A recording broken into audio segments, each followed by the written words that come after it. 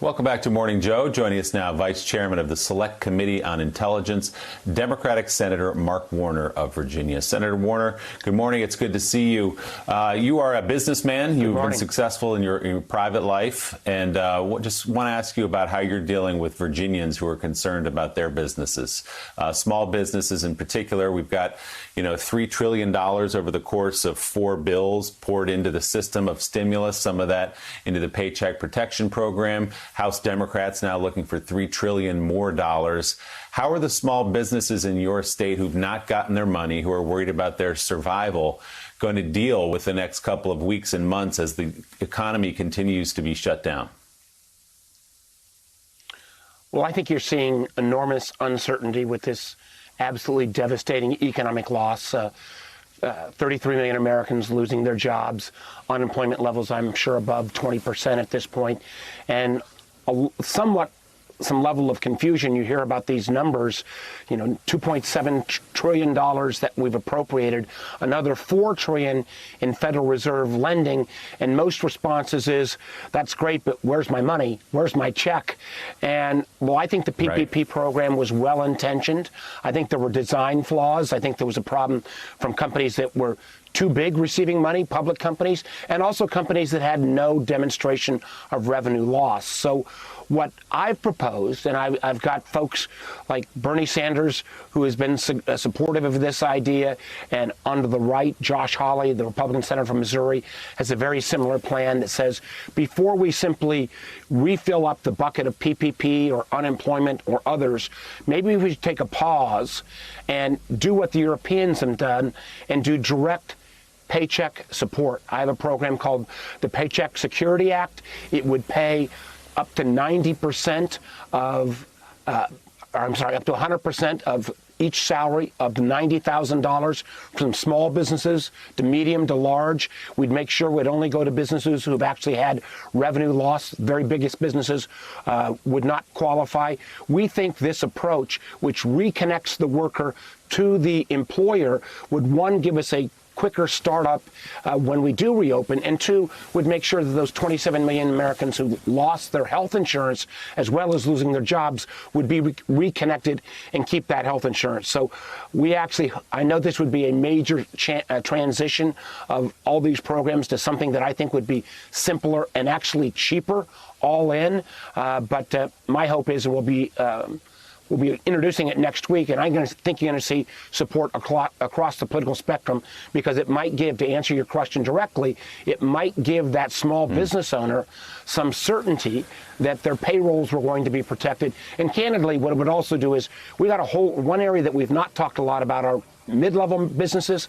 Those businesses, 500 to a few thousand, not big enough to get to the public markets, too big to qualify for PPP. They've gotten nothing so far. Yeah, this public fight we've seen at the top of the federal government between Dr. Fauci, who testified that he's worried about going back too soon in terms of reopening businesses and going back to school, and Donald Trump, the president, rebutting him yesterday and saying he disagreed with that view of things. That obviously comes down to the ground level in places like Richmond and towns all over the state of Virginia. So what do you say? Where do you come down on that debate when a small business owner comes to you and says, I understand the public health risks, but the alternative here is my business closes, everybody I employ loses their jobs, and I don't have food on the table in my house? What do you say to those business owners who are desperate right now? I say that is a very real problem that is playing out right now. And what I wish we'd have is less sniping at the top and more data in terms of not only rate of infection. We get data, pretty good data on hospitalizations. We don't have it year-over-year comparisons. But I think all of us would agree, and I say this who wants to reopen the economy responsibly, we need more testing. And one of the things I've urged the administration, begged the vice president, is why can't we create a master database that has, by jurisdiction, the amount of testing capacity, what type of tests, whether they are swab tests or whether they are the blood tests that measure your antibodies. Why can't we figure out what is in the FDA pipeline of being approved? If we had that kind of transparency around testing, remember, every testing component has to have some level of FDA approval. So we have that knowledge. It's knowable. That would be helpful to policymakers. It would be helpful to that small business person if she thought, my gosh, well, we might be able to triple testing next week because we knew something new is coming online. The administration has refused to do that. I've started working with Johns Hopkins University, who got a great brand name. They've already created the definitive site for the growth of the virus. My hope is they'll create the definitive site on testing. That would be very, very helpful in terms of reopening the economy. It's still amazing that states and municipalities are having to hustle on the side to figure out their own testing because there's no program. Senator Mike Barnichel's here with a question for you. Mike? Sure. Senator, are you surprised that in the United States of America today we are so inadequate in terms of combating what we're combating, the virus at so many different levels? We seem to be just inadequate. Does that surprise you in this country, in this day and age? Mike, it shocks me. It shocks me when we look at the fact that, the United States has got roughly, I think 3 to 4% of the world's population, yet we've got a third of the cases worldwide. It shocks me that in this kind of international crisis, what normally would happen, and we think about the 2008 fiscal crisis, 9/11, or even earlier outbreaks like Ebola, it's always been America that's been coordinating the world's response. For the most part, we seem totally absent from that leadership role, and it's been, I believe, a national embarrassment where the administration has failed to use the powers that Congress gave them, this president who likes power, to take control of the distribution and supply of PPE, the failure to take control and distribution of our testing capability.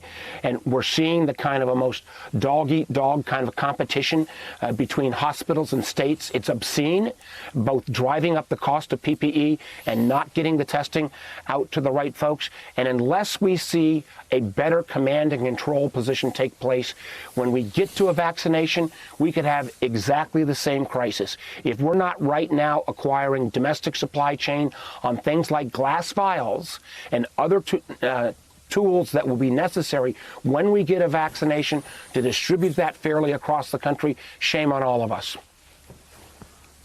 So in this crisis, we are receiving an inordinate amount of daily mixed messages from the White House as compared to from like Dr. Gottlieb, who we just had on the air, who's highly credible. In one of the mixed messages, they seem to be trying, the White House seems to be trying, the president seems to be desperately trying to blame this virus on a perhaps planned virus out of China, out of Wuhan, out of a laboratory. Have you seen any evidence, you're on the Intelligence Committee, have you seen any evidence of where this vaccine came from? Did it come from a laboratory intentionally in Wuhan? Mike, we have constantly pressed the intelligence community. We started hearing in January about this. Candidly, most of the intelligence at that point was not that much different than what was appearing in the open press and open sources.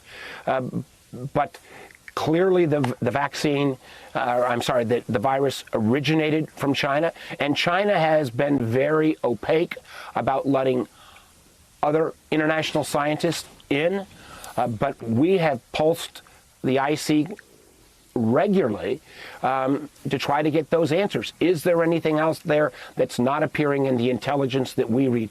Matter of fact, Chairman Burr and I wrote a letter to all the leaders of the intelligence community when we heard the President of the United States in one of his press conferences make statements and alluding to the fact that he has some level of intelligence that would indicate that it may have originated from a lab or may have escaped from a lab. We then heard the Secretary of State make similar comments. And as a member of the so-called Gang of Eight, the group that's supposed to have privy to even the most top secret information, I've not seen any evidence of that. And Chairman Burr and I, in a bipartisan way, have made that request, and we're waiting to get a response from the intel community. All right, Senator Mark Warner, thank you very much. Thank you for coming on this morning. The Labor Department just released the latest numbers on jobless claims. Nearly 3 million Americans filed for unemployment benefits last week. That brings the total number of requests since the pandemic to about 36.5 million claims. Up next, we'll talk more about that. We have an important conversation as well that's a few centuries in the making. Keep it right here on Morning Joe. Thanks for checking out MSNBC on YouTube, and make sure you subscribe to stay up to date on the day's biggest stories. And you can click on any of the videos around us to watch more from Morning Joe and MSNBC. Thanks so much for watching.